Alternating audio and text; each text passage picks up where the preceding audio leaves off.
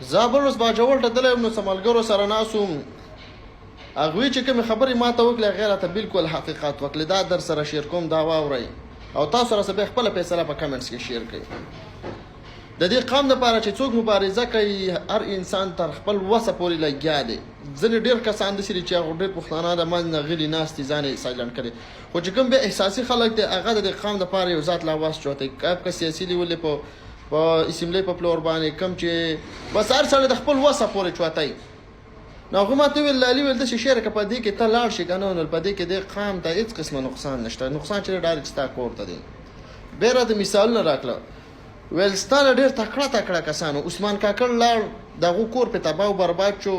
او دا خلک اوس هم د اختر غوښې ښه په مزو ورسه خوري اوسه پورې چا د یوه ورځ ونل چې یاره نن د عثمان لالا د وجې نه به نه خوري ګیلمن صاحب لاړ دوی خلکو خانه ښه اوس ښه خوشحاله هر سړی د خپلو بچو څخه خوشحاله دی په ګیلمن مور په بچو باندې ورانه شونه مفتي منیر شاکر صاحب د من نه لاړ د هغوی په کور ورانه شو اوس دا خلک ښه خوشحاله دي په هېچ چا په باندې څه اثر نه دی لوېدلی هر سړی ښه خوشحاله دی ملک نصیر صاحب چې کوم دی نو هغه د دې قام دپاره هغه جرګه وکړه چې هغه د ویپاق د طرف نه مکمل بنده بلکې د پښتونخوا د حکومت د طرف نه هم بنده ونه کېدله او ګولۍ ته ځان مخامخ کوم او د دغې زه ګوایم ما ویل چې یاره چې تاسو څومره مړي کوئ مړي وکړه چې څومره کوئ یو ولې زر ولې شل ولې چې څومره ولې وله موږ دا کوو په یو حال کې دا نه پرېږدو هغه جرګه وکړه او قام بېننګي وکړه شاته چې کوم لیډرشپ و کوم چې مشران و پکې هغه نن په کومو ځایونو کې تاویږي دا قام بیا هم ښه خوشحاله دی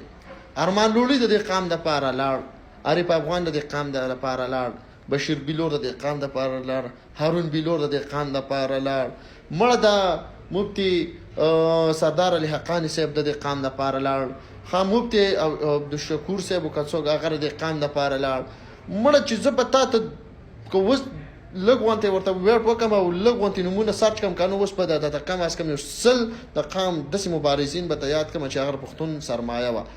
هغه د قام دپاره لګیا او لاړ نه من نه او دا قام اوس هم ښه خوشحاله دی څوک د خېټې دپاره لګیا او څوک د دې بل شي دپاره لګیا دی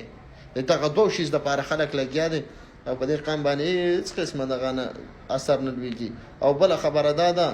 چې کله پې راشي په دې قام باندې بیا چغې وایي خو چې کله د قام دپاره څوک لګیا نو بیا ورسره څوک نه وردېږي سړی ذلیله کېږي مري وایي مرم او قام دپاره وایي ستاسو داسې حال د باندې دا هر قام چې دی نو دا پروت بې حسه قام خو چې کله په دې قام باندې راشي نو بیا د سره اوبه واوړي نو بیا هغې کې هېڅ څه نه کېږي زما چې څومره ملګري دي یا څومره دغه دي اوس دغه خانولي افریدي دی دنیا شی نور خلک دی که دا د من نه لاړ د دې کور تباه و برباد دا خلک به ښه خوشحالي که مثلا تر سوال زه د من نه لاړ زما کور تباه و برباد دا خلک به ښه په مزو کړي نور تاسو ورته خپله فیصله شیر کړئ